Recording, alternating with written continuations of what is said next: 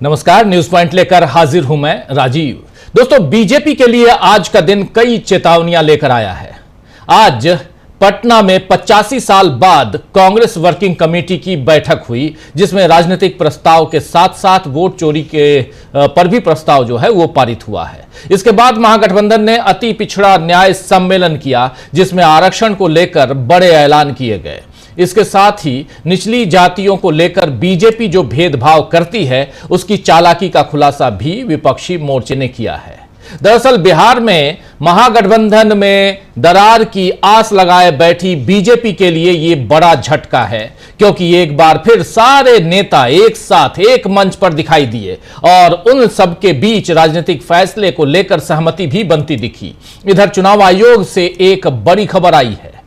खबर यह आई कि चुनाव आयोग ने अपने ECI यानी election commission of India net portal और एप्लीकेशन पर एक नया इलेक्ट्रॉनिक सिग्नेचर फीचर शुरू कर दिया है। और इस नए नियम के तहत अब किसी भी मतदाता को रजिस्टर करने या वोटर लिस्ट से नाम हटाने या सुधार के लिए आधार से लिंक मोबाइल नंबर के जरिए अपनी पहचान प्रमाणित करनी होगी। चुनाव आयोग का यह कदम राहुल गांधी की 6 दिन पहले यानी 18 सितंबर को की गई प्रेस कॉन्फ्रेंस के बाद आया है दोस्तों, जिसमें कर्नाटक की अलंद विधानसभा सीट में नाम काटने के खेल का उन्होंने खुलासा किया था।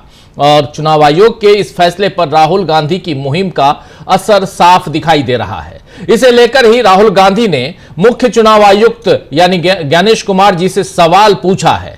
एक्स पर राहुल गांधी ने लिखा है कि ज्ञानेश जी, हमने चोरी पकड़ी। ये देखिए, एक्स पे इन्होंने शेयर करते हुए, ज्ञानेश जी, हमने चोरी पकड़ी तब आपको ताला लगाना याद आया, अब चोरों को भी पकड़ेंगे। राहुल गांधी ने यह भी यहां पूछा है, तो बताइए CID को सबूत कब दे रहे हैं आप। ये देख लीजिए यहां पे, तो बताइए CID को सबूत कब दे रहे हैं आप। दरअसल ये राहुल गांधी अखबारों में, तमाम अखबारों ने आज फ्रंट लाइन अपने फ्रंट पेज पर लीड खबर छापी है, जिसमें साफ साफ यही कि राहुल गांधी की प्रेस कॉन्फ्रेंस के बाद चुनाव आयोग जो है वो अब जागा है और उसने एक ECI नेट पे, इलेक्शन कमीशन ऑफ इंडिया के जो नेट पोर्टल है, उस पर अब अगर आपको किसी का नाम हटवाना है, जुड़वाना है, तो आधार से लिंक अगर आपका जो मोबाइल नंबर है, उसी मोबाइल नंबर के जरिए यह काम आप कर पाएंगे। देखिए, एक तरफ आधार कार्ड से लिंक्ड मोबाइल नंबर की बात हो रही है, दूसरी तरफ आधार कार्ड को हम SIR में नहीं लेना चाहते हैं। इस बात को आगे बढ़ाया गया और चुनाव आयोग लगातार, आखिर घूम फिरकर आप आधार के इर्द गिर्द ही घूमते हैं और ज्ञानेश कुमार जी को यह बात आखिर समझ में क्यों नहीं आती है। और घूम फिरकर ज्ञानेश कुमार जी राहुल गांधी के इर्द गिर्द ही चक्कर लगाते हुए नजर आते हैं, क्योंकि राहुल गांधी जो सवाल पूछ रहे हैं, उन सवालों का जवाब ज्ञानेश कुमार यानी मुख्य चुनाव आयुक्त के पास नहीं है। मतलब है कि राहुल गांधी ने जो सवाल उठाए हैं, उनके जवाब जब तक चुनाव आयोग नहीं दे देता है, राहुल गांधी शांत नहीं बैठने वाले हैं। और अब तो वो सीधे ज्ञानेश कुमार का नाम लेकर सवाल पूछ रहे हैं। इसका मतलब है कि उन्हें अपने दावों पर पूरा यकीन है। आज वैसे भी राहुल गांधी ने फिर से हाइड्रोजन बम फूटने की बात पटना में कही है। आइए जरा यह भी सुन लेते हैं। जब पटना में भाषण दे रहे थे राहुल गांधी, तो उन्होंने साफ साफ कहा कि अभी हाइड्रोजन बम आना बाकी है। सुनिए। हाइड्रोजन बम की बात करिए, वो आएगा, ठहर जाइए, वो आ रहा है, वो आएगा। और फिर आपको बीजेपी की जो सच्चाई है, जो इन्होंने पूरे देश में किया है, बिहार में करने की कोशिश कर रहे थे और बिहार के युवा ने इनको रोक दिया है, उसकी सच्चाई आप सबको पता लग जाएगा। तो सुन रहे थे, हाइड्रोजन बम आएगा, इंतजार कीजिए। हालांकि बीजेपी के लिए अभी जैसे हालात बने हैं, वो किसी विस्फोट से कम नहीं है दोस्तों। आज लद्दाख में, जी हां, जम्मू कश्मीर लद्दाख, जम्मू कश्मीर को यूटी और लद्दाख को यूटी, 2 पार्ट में बांट दिया गया, जबकि पूर्ण राज्य का दर्जा पहले से प्राप्त था। यह सब कुछ आपने देखा, 370 हटाने के बाद यह सब कुछ किया गया। लेकिन आज लद्दाख में बीजेपी कार्यालय में युवाओं ने आग लगा दी। यह मामूली घटना नहीं है। यह तस्वीर आप देखिए, लद्दाख की तस्वीर है। बीजेपी के कार्यालय में युवाओं ने आग लगा दी, यूथ ने, जेनजी ने आग लगा दी। यह मामूली घटना नहीं है। हम किसी भी तरह की हिंसा का समर्थन नहीं करते हैं, यहां बिल्कुल डिस्क्लेमर देना चाहता हूं।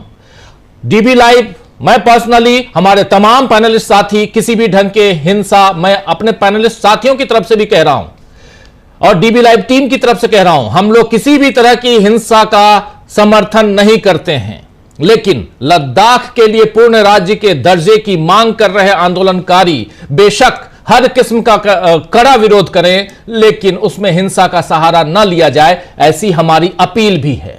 वैसे अब नरेंद्र मोदी और अमित शाह को भी यह बात समझनी होगी कि उनकी बातों पर अंधभक्त भले, जी हां अंधभक्त, जो उनके अंधभक्त हैं, भले ही यकीन करते जाएं, लेकिन देश का युवा लगातार वादा खिलाफी से तंग आ गया है। लद्दाख में आज उसका एग्जाम्पल, उसका उदाहरण देखने को मिला। ये विजुअल्स आप देख लीजिए। वहां के युवा, एक तरफ आप जान रहे हैं कि लद्दाख में लगातार सोनम वांगचुक पिछले 15 दिनों से फिर अनशन पर बैठे हुए हैं, भूख हड़ताल पे बैठे हुए हैं, और उसी में उधर वो भूख हड़ताल पे और इधर लद्दाख के युवा जो हैं बीजेपी कार्यालय को फूंक दिए, उनमें आग लगा दी। वो आग और ऐसी चीजें, चूंकि यूट्यूब कुछ चीजों को और सोशल मीडिया के कई सारे प्लेटफॉर्म्स, चाहे फेसबुक हो, ट्विटर हो, ये सब ऐसे विजुअल्स को प्रमोट नहीं करते हैं, तो हम भी नहीं प्रमोट कर रहे हैं। उस आग वाले विजुअल्स को आप तक हम नहीं पहुंचा रहे हैं, लेकिन इतना जरूर है कि जो खबरें हैं वो आप तक पहुंचा रहे हैं। और इसी युवा की बात राहुल गांधी ने अपनी प्रेस कॉन्फ्रेंस में की थी,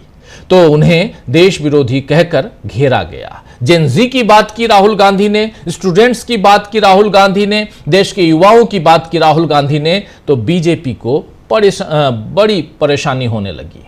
लेकिन देश के लोगों की आवाज उठाना, वोट चोरी के खिलाफ आवाज उठाना देश विरोधी काम नहीं है।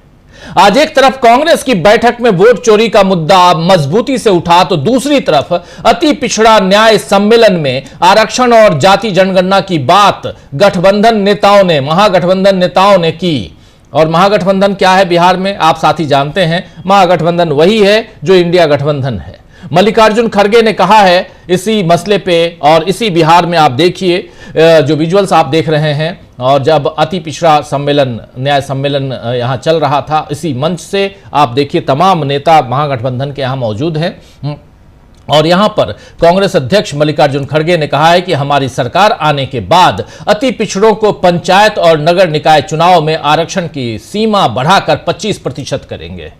और उन्होंने नीतीश सरकार पर हमला बोलते हुए कहा है कि बिहार में आया नीतीश गया नीतीश सुनते सुनते जनता तंग आ चुकी है, अब इन्हें जाने दो। ये लोग मनुवाद को चलाना चाहते हैं, गरीबों का हक लूटना चाहते हैं, लेकिन जनता इस बार उन्हें सबक सिखा कर रहेगी।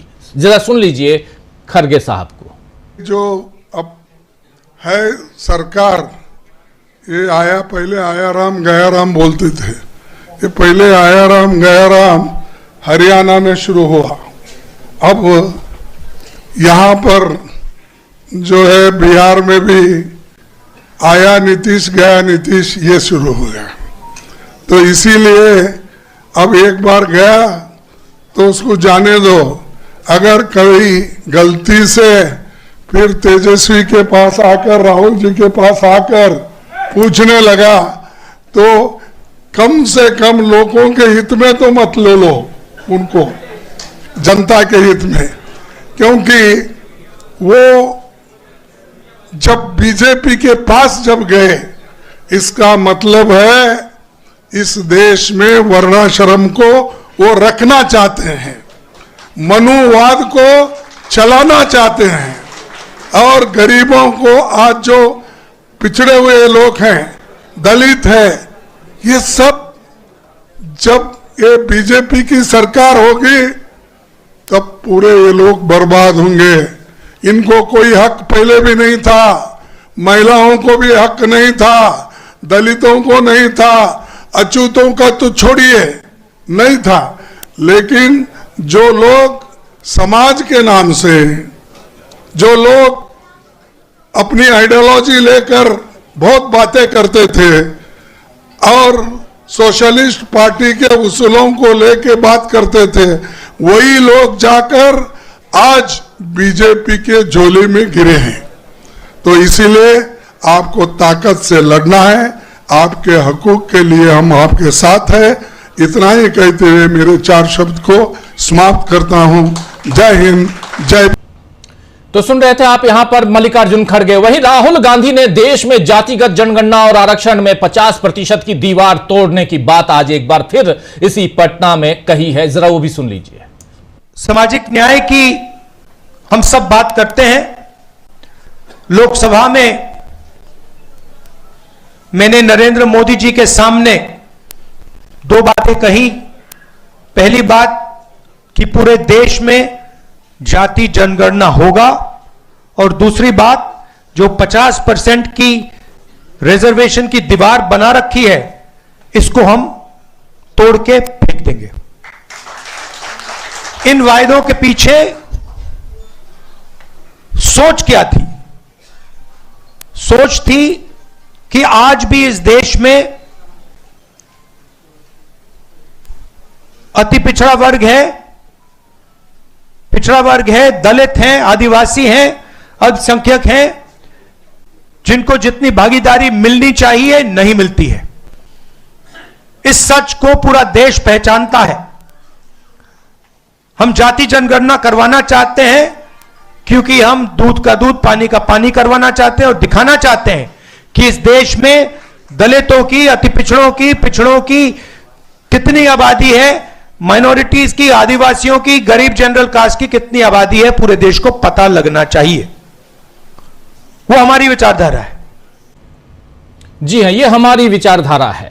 तेजस्वी यादव ने भी इसी मंच से सीधे बीजेपी को आरक्षण चोर ही बता दिया है। आरक्षण चोर, वोट चोरी की बात तो हो रही है, लेकिन आरक्षण चोर, सुनिए जरा तेजस्वी। हम ये कहना चाहते हैं कि हम लोगों का जो विजन है, कितने अति पिछड़ा समाज के लोग जो है पॉलिसी मेकिंग में है, कितने दलित समाज के लोग जो है डिसीजन मेकिंग में है, या जो भी एनडीए में जितने मंत्री हैं वो समाज के सबसे बड़े दुश्मनों के केवल अपने लाभ के लिए काम कर रहे हैं, व्यक्तिगत रूप के लिए कर रहे हैं, समाज के लिए नहीं कर रहे हैं। और कितने लोग आप देखते होंगे, जो नीतीश जी का जो भूजा पार्टी होता है शाम में, जिसमें वो डिसीजन लेते हैं कोई चीज की, कितना पिछड़ा अति पिछड़ा दलित बैठा रहता है, कितना अल्पसंख्यक बैठा रहता है। कौन लोग हैं वो जो बैठे रहते हैं? वही आरक्षण विरोधी। ये आरक्षण विरोधी नहीं, हम तो कहते हैं ये लोग आरक्षण चोर है। भाजपा ये आरक्षण चोर है, चोरी कर रही है आरक्षण। लाखों के तादाद में नौकरियां मिल रही है, नुकसान किसको हो रहा है? क्योंकि जो हम लोगों ने, महागठबंधन ने जो आरक्षण बढ़ाया, उसका लाभ अभी किसी को नहीं मिल रहा, फेंक दिया गया है कूड़ेदान में। ये लोगों ने खत्म कर दिया, चोरी कर ली आरक्षण की, भाजपा के लोगों ने। ये लोग, जो लोग बैठे हैं, ये लोग सब समाज के दुश्मन हैं। हम लोगों ने आज तक अपने विचारधारा से समझौता नहीं किया, ना आगे करेंगे। मजबूती के साथ जो है लड़ाई लड़ने का काम करेंगे।